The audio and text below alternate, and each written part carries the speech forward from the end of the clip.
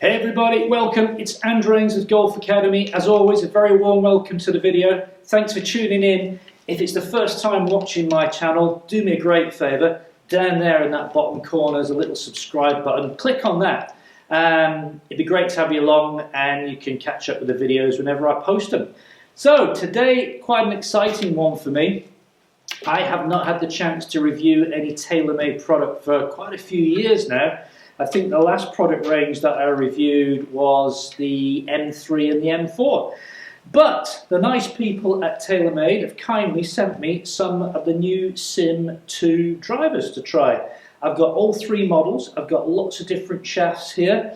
So we're going to jump into the video. I'm going to tell you a little bit about each of the heads, and then we're going to get in there and do some testing. Stay tuned. Should be good.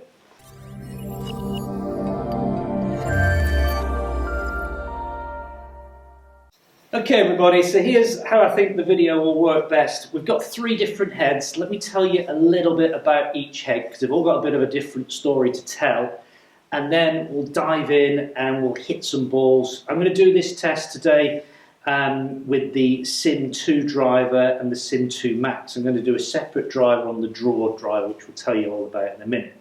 So, I'm not going to do full tech specs. If you want to find out all the details about how they've made this club and how they've tweaked it from the original Sim, I suggest you go on their website. But what can be confusing is when you've got three different drivers, trying to decide which one's for you.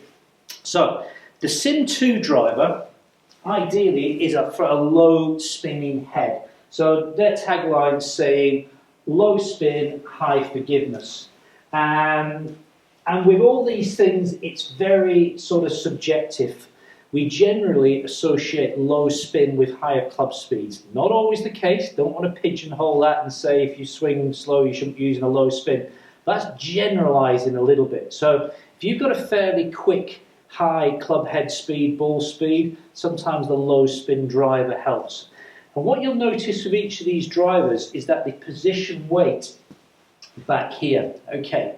And in the low spin, in the Max 2 standard head, you've got 16 grams of weight. Now, the more weight you put back in a driver, the higher it tends to launch. One of the problems is when you push weight back, you can increase the spin. Lots more going on in this driver. We've got things called inertia generators, the TPS front weight, strategically located to encourage optimal launch with low spin properties. The head is a construction of carbon, some overhead shots coming up here. We've got carbon, we've got forged aluminium or aluminum, depending where you are in the world. We've got the speed pocket at the front, we've got the twist face technology going on. And the guy who dropped the clubs off to me yesterday, who was really helpful, was telling me that there are 33 different shaft options available in custom fit. That's over here in the UK, I'm not sure about in Europe. So there's an awful lot of shafts which we can go in. Let's just flip the video over on to the Sim 2 Max, and I'll tell you a little bit about that. So Sim 2 Max, we're going higher launch, higher MOI. MOI, buzzword. Some people will know what it means, some people will go, no idea. MOI stands for moment of inertia. Think of that as a resistance to twisting. So you can imagine that as you hit a golf ball, if the face is quite unstable, the club's quite unstable and it's moving around, it's going to be really difficult to deliver that club to the ball square, isn't it? So high MOI makes it very stable. And again, lots of science as to how they achieve this. So with the Sim 2 Max, we've now got 24 grams of tungsten. Remember in the first one we had 16 grams of steel? We've now got tungsten in the back of that, 24 grams of it. We've journeyed beyond tradition to bring you power, speed and forgiveness in a single driver. The reconstructed Sim 2 Max delivers high ROI with a heavy 24 gram tungsten weight positioned on the inertia generator. And then again we've got the TPS front weight located on the sole to encourage optimal launch and spin as it was before. So that's the difference really between the standard Sim and the Sim Max. A bit more forgiveness and a higher MOI, higher launch. how would you pick? I hate pigeonholing drivers to certain golfers, but the type of golfer who's looking for a little bit more forgiveness, maybe doesn't find the middle of the club as often as they wish, this is probably what this driver's going for. Let's bring up the final one, which is the draw. I'll tell you a little bit more about that one. So the final one we need to talk about here is the Sim 2 Max D. D standing for draw. Manufacturers realise that a lot of right-handed golfers lose the ball to the right.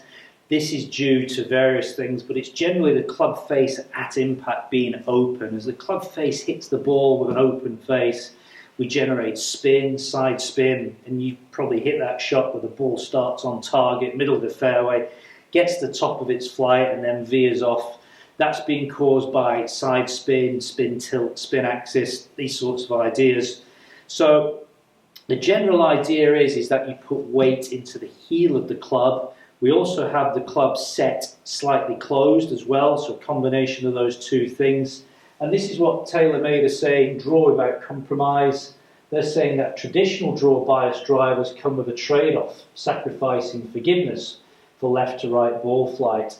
They're due to be under condition to deliver forgiveness and the ball flight you need. They've reconstructed Sim 2 Max D, featuring a repositioned inertia generator. So they've got a little bit more weight positioned down towards the heel, encouraging a heel centre of gravity that's lowered back for more forgiveness.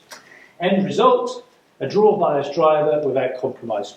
Okay, so it'll be interesting to hit that one and see how we go. Probably not the driver, definitely not the driver for someone who struggles with an overdraw stroke pull hook, but we'll try and simulate a sort of a slice type swing. 22 grams of weight in the back of this one. Let's get in and hit some, shall we? Let's go. Okay everybody, here's the bit we've been waiting for, well I've been waiting for. Let's get to hit one. Let's tell you a little bit about it. I've got the low spinning Sim 2 head on, which has the 16 gram weight at the back, and then it has the inertia weight forward. So if you put more weight forward, that tends to launch it and take a little bit of spin off it. I've just got it set to 10.5 degrees. I've decided to go with the Rogue silver shaft, which is 63 grams in weight. This is a stiff flex. It's 45 3/4 inches long, which has almost become like industry standard. It's a mid to low launching shaft with a low spin. I've already hit a few in warm-up, which I will hit some shots live, just so that you know it's not fudged. But I just had 4 or 5 warm-up shots here, and we can give you some of the early numbers. I've been up at a 106 club head speed, which gave me a carry distance of 247 with a 145 ball speed. Predicted run out, dependent on ground conditions there, at 276. So for those first 4 shots, I've averaged, I got a big bleed off on the second shot here, where I think I hit it at the heel and it bled off to like 229. But, you know, early results there seem pretty good. All these heads are 460cc heads. You don't change the size across 3 different ones. So let me, join me live as it was while I hit a few more and see what we get. Visually from above, I don't think the visuals will be for everybody.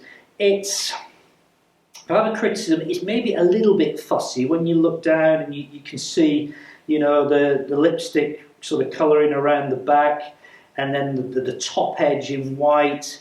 There's maybe for some golfers a little bit too much going on there. It doesn't bother me. I quite like it visually as I put it down there. I like the matte carbon sort of finish, but the other graphics around the back here, are they necessary? Don't know, really. They obviously do the research. Come on, let's hit one.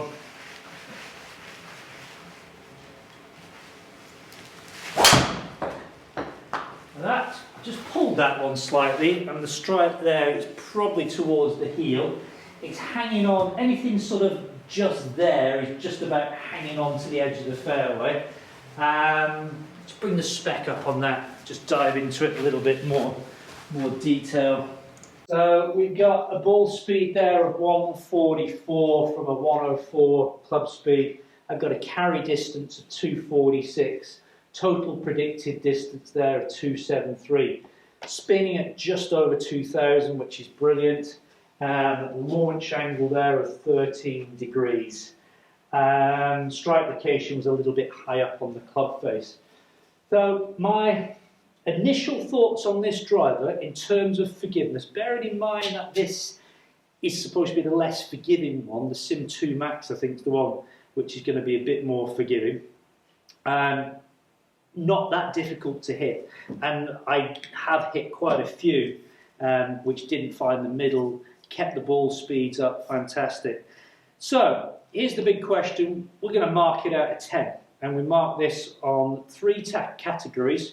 We're going to mark it on looks, appearance, playability and value for money. So for looks, I'm going to give this, can only give this 8 out of 10. For me personally, it's just a bit busy. Maybe a little bit too busy on the top. And I know the Cobra's quite busy, but I say it's not offensive. It looks great. If it had a little less sort of markings on the top, I'd probably give it a 9. But I'm going to give it a solid 8 for looks. Playability with this club, not a difficult driver to hit. You go back to some of the old TaylorMades, like, remember the M1 or the M2? The SLDRs, fantastic drivers, but boy oh boy, if you didn't hit those out the middle, they would kind of beat you up a little bit. So definitely got some forgiveness in it. Fantastic shaft options. Say 33 different shaft options available. A lot of their stock shafts is fantastic. None of the watered down versions. So yeah, so for playability, I've got to give that a solid 9. Can't fault it on that. And value for money, price-wise, very interesting this. This is for the UK only. Last year, I think the Sim started life at £449. This has been priced, same price across all 3 models at £399. So they've purposely gone £50 cheaper than they did last season. Now, bear in mind that the Callaway and the Titleist drivers are sitting at £449. They've gone in at £399 to attack them a little bit. So this is priced exactly the same as the Ping G425, which will be £399, which we still haven't done a review on yet, because I don't have it. Cobra is going to be £369 for the new Rad driver, and then you're going to have the Mizuno new driver, which is going to go at £329. So you've got some really nice price points, haven't you, running from £329 all the way up to £449. And then you've got your PXGs and your more exotics, which go much more than that. So I think price-wise, at £399, that's a big chunk of money, but I think that's extremely good value for the technology and the quality and all the things you're getting. So I'm going to give it 9 out of that. So here's my marks coming up. We'll put them up there, and we'll top those up to give you the total, and we'll keep a running tally of how that compares to the new Ping and the new Mizuno and anything else I can get my hands on. I'm going to do a second video comparing this low spinning Sim 2 head to the Max, just to do a little comparison, and then obviously I'll hit the draw as well. It's been fun hitting it. It's a driver which is going to appeal to a lot of golfers, and quite rightly so. The big problem we've got at the moment is choice. There are so many good drivers on the market at the moment. The ones I've mentioned: TaylorMade, Ping, Callaway, Titleist, Cobra, Wilson, PXG, and many others that I've forgotten, Shrixon. They're all good. As always, go and get a fitting. The key thing is to get the right head, the right shaft, the right loft, the right length. Once you can nail that down, then you're going to get a driver that performs. There's going to be no driver this year which will jump out, I don't think, and say it's going to be miles better than anything else, because it can't be, because they're regulated. Size, ball speed coming off the club face. So the big thing I think this year is forgiveness. Can you make that driver a little bit more forgiving and keep the ball speeds up on the off-centre hits? I could ramble on for hours. I better say goodbye. Thanks for watching. Post your comments. Any of you golfers out there use the Sim driver or got your hands on the new Sim 2? Love to get your thoughts on it and tell me how it performs for you. That's it. Job done for today. All the best. Bye for now.